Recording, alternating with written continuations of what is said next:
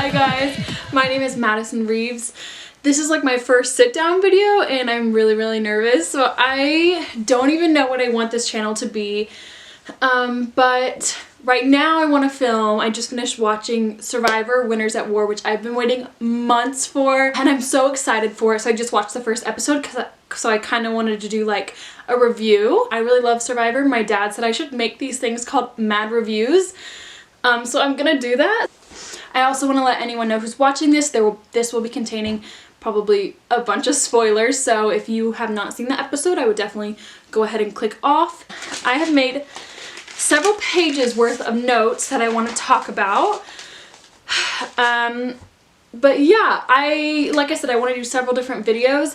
This is just my first. I want to make like hauls, and I kind of want this channel to be a bunch of things, but I want to start off with one of my absolute favorite things in the world, Survivor. This season is Survivors at War, and I can't tell you how excited I was. I mean, I was waiting for months. When they were like having rumors about this, I think in the summer or something, I was like, okay, let me see the cast, and it was like only theories at that point, but I was already on board. I was super excited. So this season, if you don't know, we have, if you can't tell by the title, we have a bunch of winners who are going to be competing against each other. Which in itself is pretty amazing because it's hard to get all these winners to come back. I know I was watching interviews with Jeff Probst, and he was talking about how a lot of them, they were like, yeah, I'd play again, but how do I guarantee I'd win? And that's when we get Edge of Extinction from last season, which I will go into later. I also want to shout out Brody and Bailey Blackman because they are my #1 supporters. They also wanted me to do this. I sent them a video that I was doing this and they were all for it, so I just wanted to shout them out real quick. Also my sister Natalie, thank you for supporting me as well. So I just watched the first episode last night and I was pretty impressed by it. I mean, my absolute favorite season, and I think after reading a lot of like Reddit posts, a lot of people think this too, my favorite season is Heroes versus Villains. So I was kind of hoping when they officially announced this, that this would be almost like that level of, you know, competition and aggressiveness. No!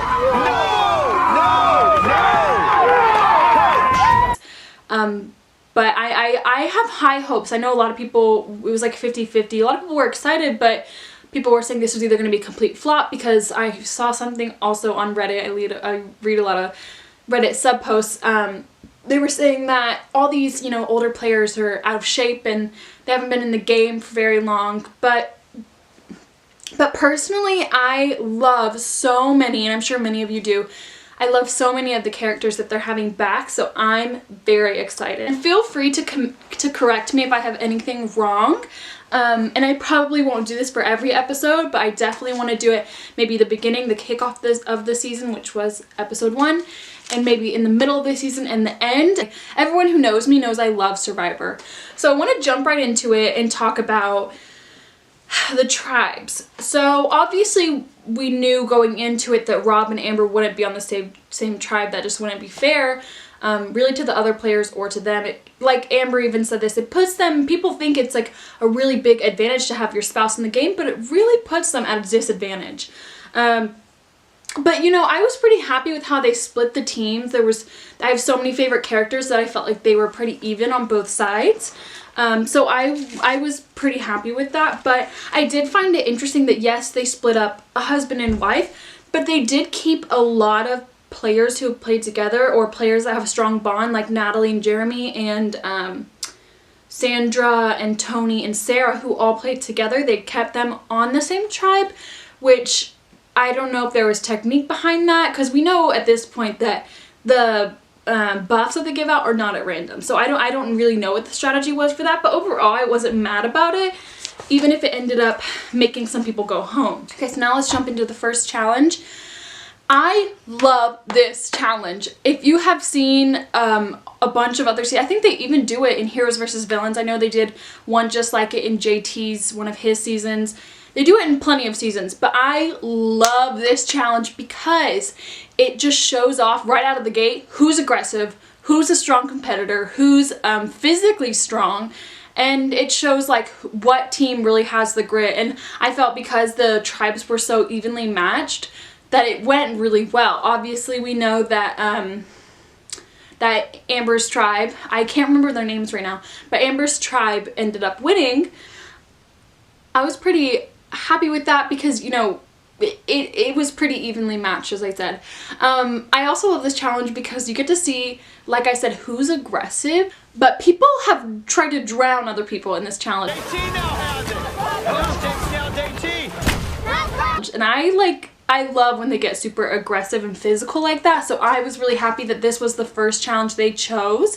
And I thought it showed, you know, what the tribes kind of will mesh, how they will mesh, so I think it will be really good. So before we move on any further, I want to talk about who my personal favorites are. I do know, like, I've seen pretty much every single season, so I kind of already know what these people are like, but I will say my absolute favorites, and this may conflict, this may be controversial, I don't know, these are just my opinions, but I love Sandra, but at the same time, I love Boston Rob and Amber, which we'll get into later. I love my absolute favorite, who I already predict is going to win, is Parvati. I love her. I've seen all of her seasons. She's my favorite. If I ever played, I'd want to be like her, but I probably wouldn't be like her because I'm not that good. But I think she's gonna win. I mean, her and Rob like have this, she should be like the biggest target, you know, but her and Rob have this conversation like down on the beach, and it was a really cool scene where they're talking about like, are we stupid? Are we naive? Or should we be the biggest targets and no one's talking about us? If you've seen the episode, you know what I'm talking about, but it's just funny because to me, in my eyes, yes, she's a huge target, but it may be smart gameplay to keep her around.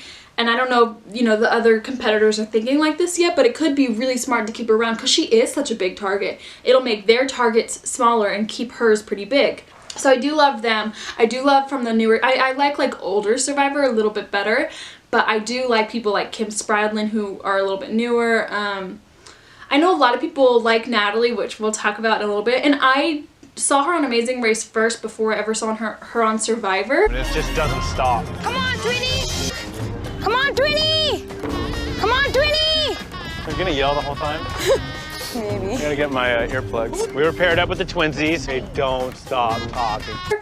And I wasn't crazy about her. I don't know if they just edited her in a bad light, but she wasn't my favorite, and even when I watched her season, I liked her better than most of the people on her season, but I wasn't like a diehard Natalie fan, but she is a strong female, and I do appreciate that. Oh, I love Tyson as well. But all these people I'm talking about, we're gonna get deeper into about their gameplay in a little bit. Next, I want to talk about the twist this season, the Edge of Extinction we have seen before, and when I first saw it, I really was not crazy about it, because I was just like, you don't know these you don't know these people super well yet, so when they go to Edge of Extinction at first, you're kind of just like, I mean, whatever. Alright, sorry if my camera setup changed or if it's crooked now. My battery Yeah, I didn't died, get so finished we're gonna keep talking going about on Edge of this. Extinction, but overall I'm pretty happy with it, so let's continue. Yeah, so fire tokens, and I think it's interesting. It's something we've never seen anything like that before, so I was actually pretty okay with it. I was kind of confused at first, but I think it's an interesting twist. I'm not mad at it. I also have yet to see any hidden immunity idols besides the one that is given later in the show to Sandra, but I haven't seen any like hidden ones. And we haven't really seen, I think because people know, they've seen the game, they're winners, they're not that stupid. Most of them haven't gone off looking really, especially not by themselves, so I think we'll probably see more of that, but I'm assuming there are hidden immunity idols. And it's interesting because a couple of these players, I mean, several have been back on newer seasons, but a couple of these players have never played with hidden immunity idols, such as Amber. And I don't think Danny's been back on, and she, again, correct me if I'm wrong, she hasn't played with them. Several of them haven't. I don't think Ethan Zahn has either.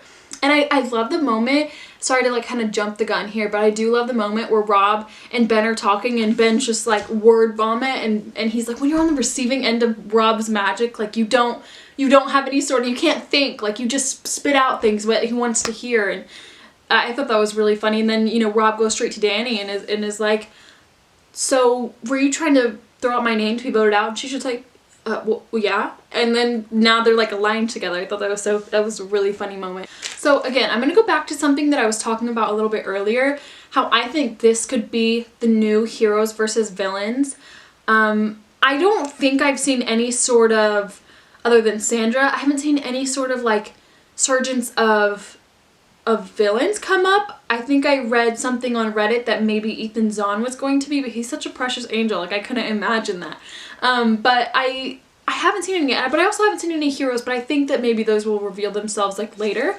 But I am excited to see how the storyline goes with all of these previous winners, if they stick to their old gameplay. And at this point, like I said, a lot of the game has changed since they've last played, and so they probably are gonna have to switch it up completely, so I'm excited to see that. So now let's get to the first vote out.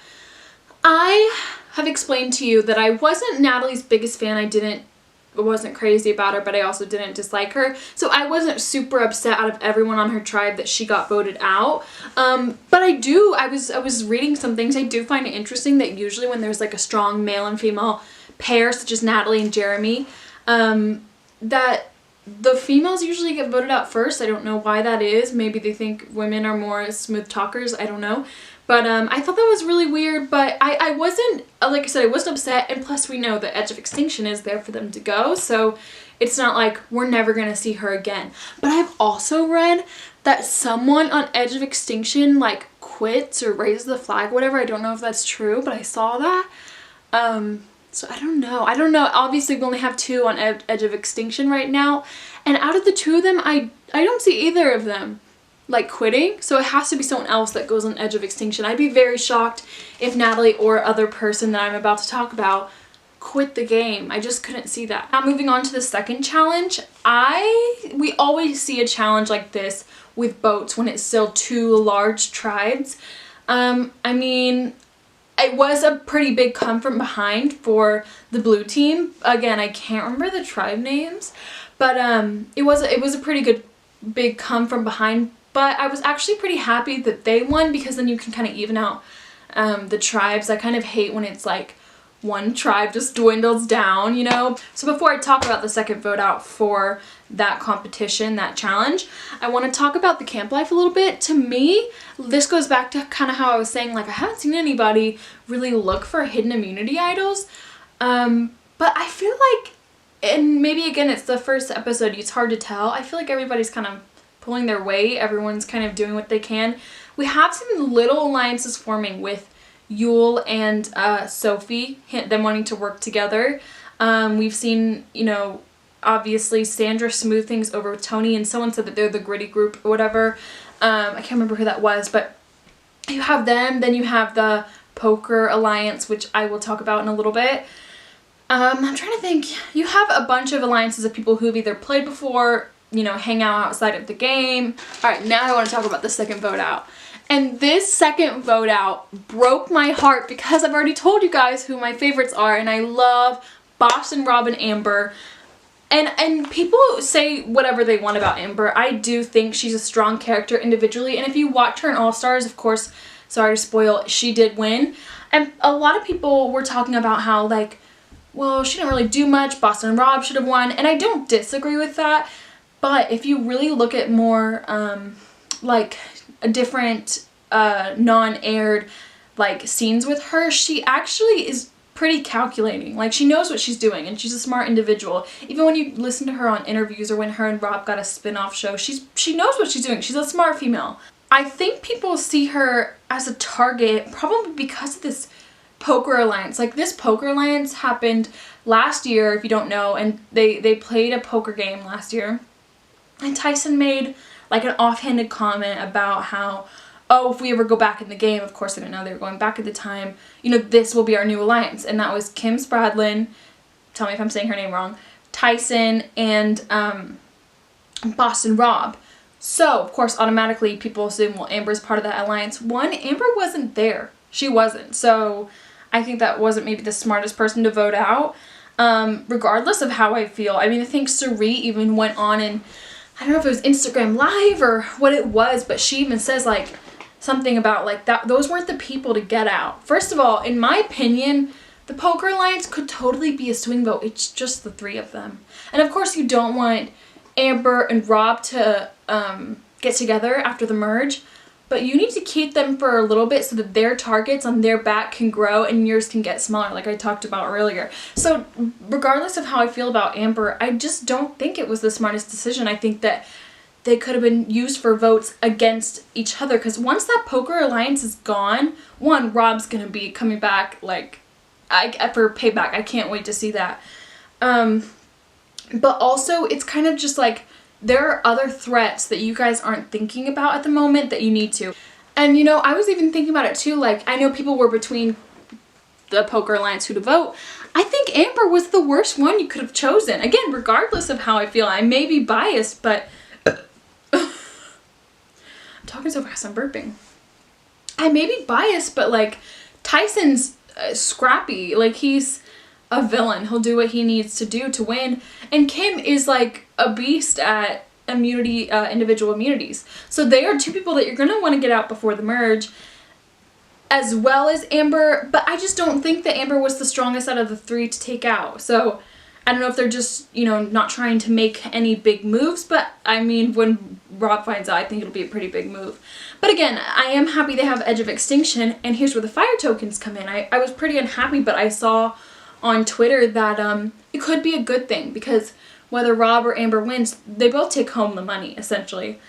So Amber could help him from the outside, will him her tokens, will him, you know, immunity idols, whatever she needs to help Rob win. So while I was unhappy with it, I do think that it could maybe play to their advantage. I don't know. Let me know what you think. As for who I want back in, like if they were to get out, obviously one of my favorites I named absolutely Parvati, and I don't think she would quit. I couldn't see her really. She's so crafty that I couldn't really see her like getting out prior to, well, I couldn't really see her going to Edge of Extinction. I just see her going all the way. But that's my, you know, my bias, you know, opinion, whatever. So I want to talk a little bit more about a little bit of the other gameplay we've seen. We haven't seen too much talk, except, you know, Tyson is starting to play the game, and even Kim, they both kind of felt hopeless, and they were already betraying their alliance the poker game had made. But other than that, you know, we see just a lot of people going around to other people, and I don't think there's been too many lines drawn in the sand yet, but I'm eager to see when they do.